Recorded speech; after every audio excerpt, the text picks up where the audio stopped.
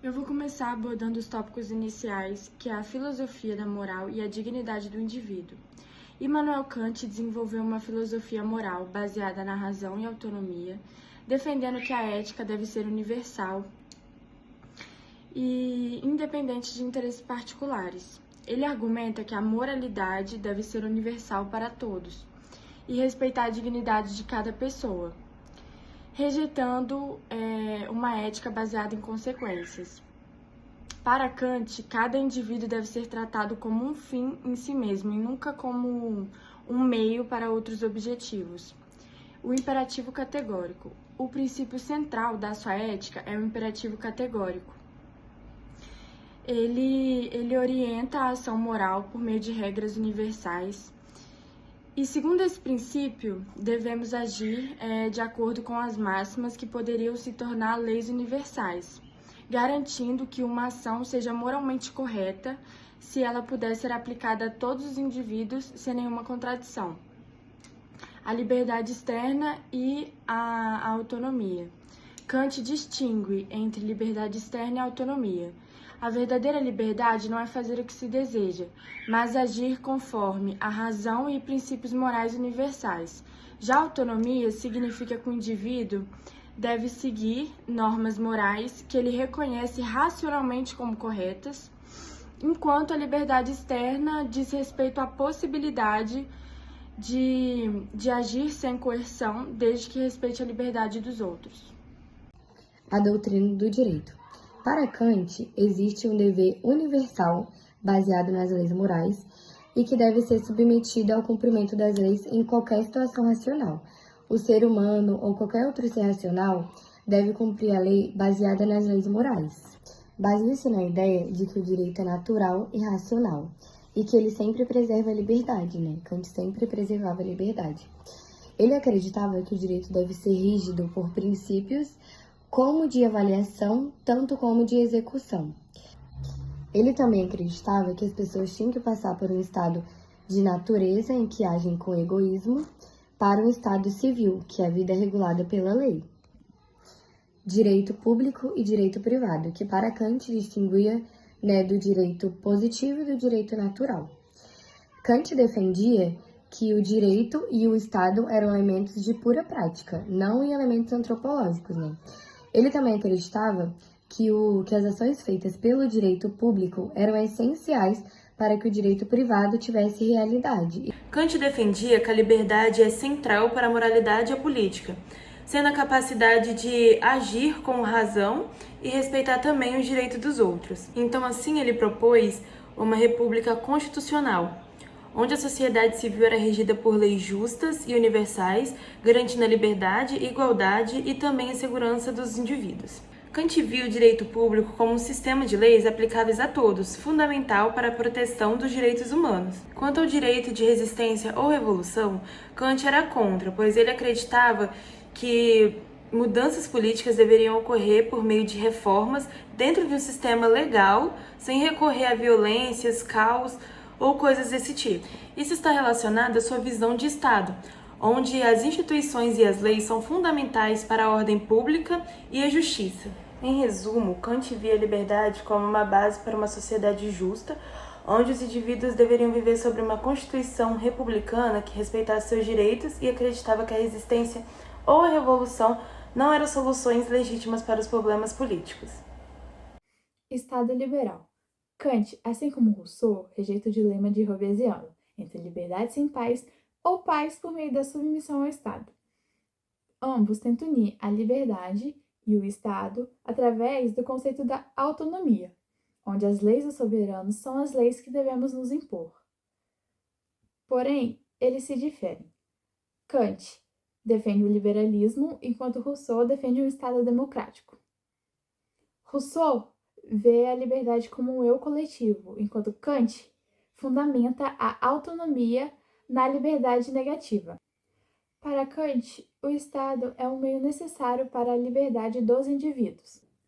A opção de viver em liberdade requer leis universais, que, ao serem publicamente promulgadas, refletem a vontade de todos. No sistema de Kant, o Estado não tem o dever de promover a felicidade individual ou coletiva. pois as leis devem se basear nos princípios universais, enquanto as preferências pessoais mudam. O Estado deve focar na proteção da liberdade de todos. Kant afirma que a lei deve assegurar a liberdade de todos, permitindo que cada um consiga buscar sua própria felicidade, desde que não infrinja a liberdade dos outros. A cidadania. Os cidadãos são aqueles que se reúnem para legislar e têm características como a autonomia, habilidade de agir conforme suas próprias decisões, igualdade perante a lei. Não se diferenciam contra a fortuna ou nascimento e independência, habilidade de prover próprio sustento. Essa noção de cidadania é baseada nos direitos inatos à liberdade e igualdade. Contudo, nem todos os membros da sociedade qualificam-se para a atuação política, através do voto, ou seja, a cidadania ativa. Mulheres, crianças, empregados eram chamados de cidadãos passivos, pois viviam sob proteção ou sob ordens de outro.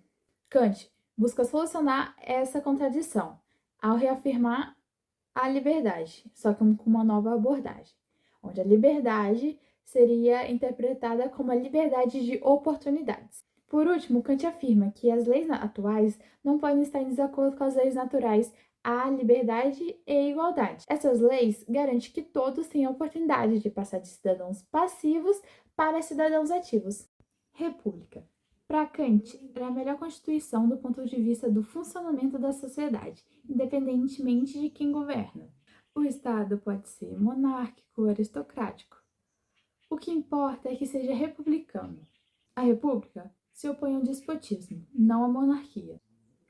O princípio público do republicanismo é a separação dos poderes executivo e legislativo. No despotismo, o soberano executa as leis que ele mesmo decretou. Kant argumenta que o despotismo é irracional, pois concentra o poder em uma única vontade, enquanto a república promove a representação da vontade geral.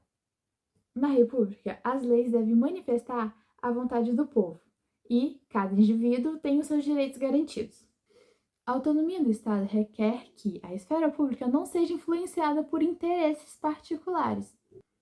A forma ideal é a tripartição do poder estatal, onde o legislativo emite puros comandos universais, ou leis.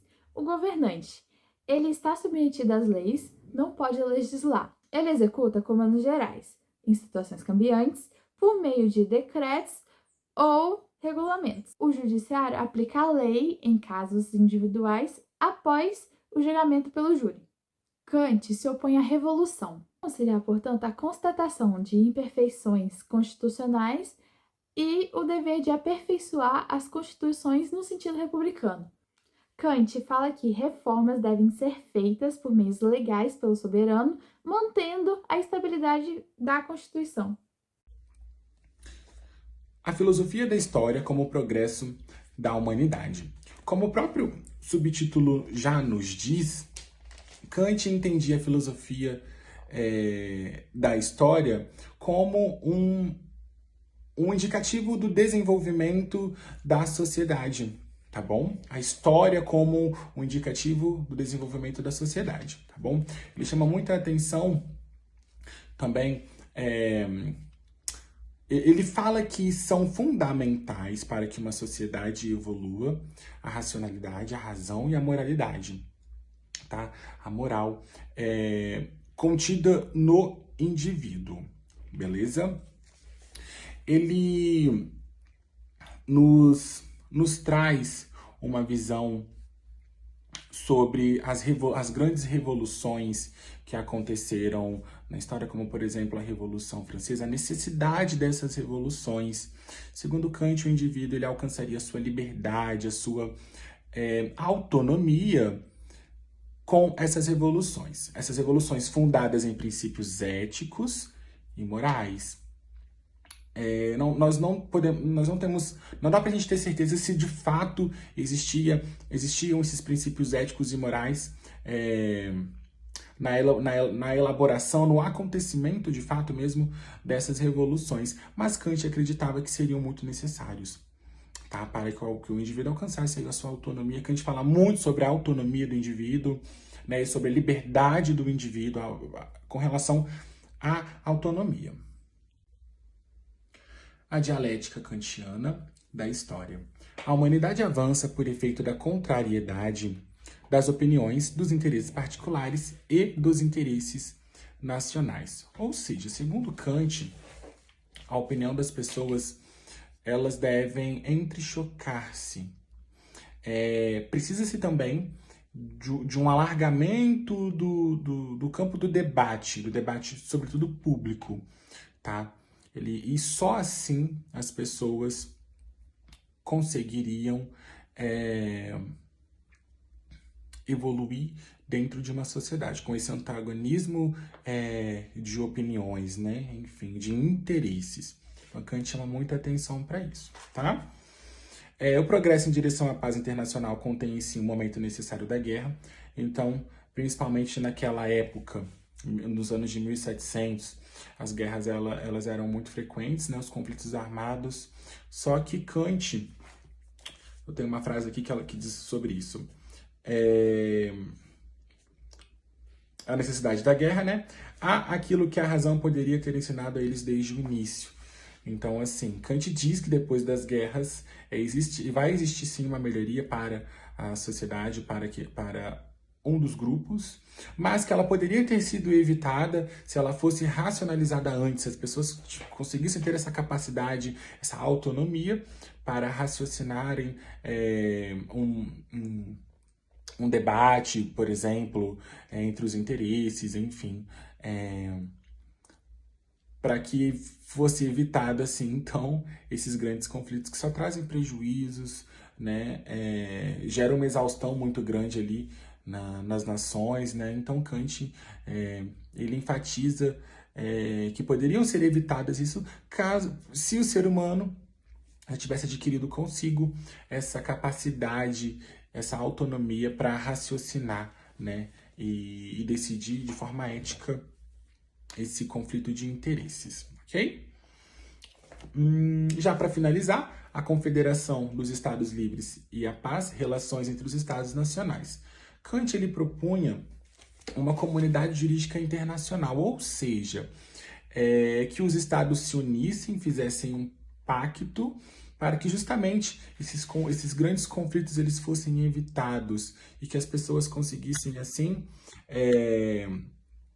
alcançar o bem comum, a paz nacional e internacional, através de um debate ético, de um debate racional, tá bom? Evitando, assim, esses grandes conflitos, que, como eu já disse para vocês, só geram destruição, né, e coisas ruins ali, no momento, de fato, do conflito. E após também um conflito para uma das partes, ok? E eu finalizo por aqui. Obrigado.